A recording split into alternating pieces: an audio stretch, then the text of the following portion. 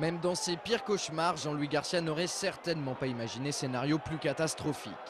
Vendredi dernier, Angers reçoit Ajaccio au stade Jean-Bouin seulement 4 jours après s'être incliné sur la pelouse de Strasbourg lors du match au sommet de la 28e journée de Ligue 2.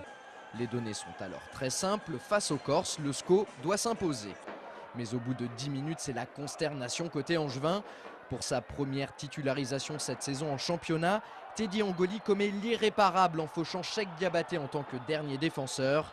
L'arbitre de la rencontre n'hésite pas une seconde et indique le point de pénalty avant d'expulser dans la foulée un Teddy Angoli visiblement abattu. Sur les images, difficile de dire s'il y avait pénalty ou coup franc à l'extérieur de la surface. En tout cas, derrière, Cheikh Diabaté se fait justice lui-même pour l'ouverture du score.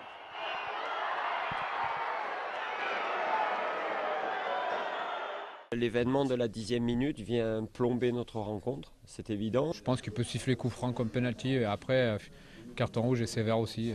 Déjà une sanction ça va, il a mis la double. Ça a plombé le match. Une rencontre qui prend une nouvelle tournure en début de seconde période. NDI, coupable d'une main volontaire aux abords de sa surface de réparation, reçoit logiquement un deuxième carton jaune. Le défenseur corse ne bronche pas. Il reste 40 minutes et les deux formations vont de nouveau évoluer à égalité numérique. On pouvait penser que l'expulsion d'Ndiaye allait rééquilibrer des bas.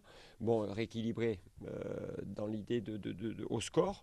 Les Angevins vont alors tout tenter, mais malgré cette exclusion, ils ne parviendront pas à recoller au tableau d'affichage. Après cette tentative de Maxime Josse, c'est Olivier Auriac qui ne réussit pas à trouver le cadre sur cet excellent service de Jean-François Rivière.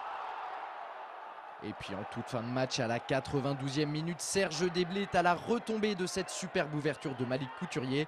Malheureusement, sa frappe est repoussée par le portier ajaccien qui permet à son équipe d'empocher 3 points importantissimes dans la lutte pour le maintien. De son côté, le SCO effectue une mauvaise opération puisque Strasbourg et Metz l'ont emporté vendredi soir. Résultat, Angers retombe à la 5e place du classement et accuse désormais 6 points de retard sur le 3e Metz.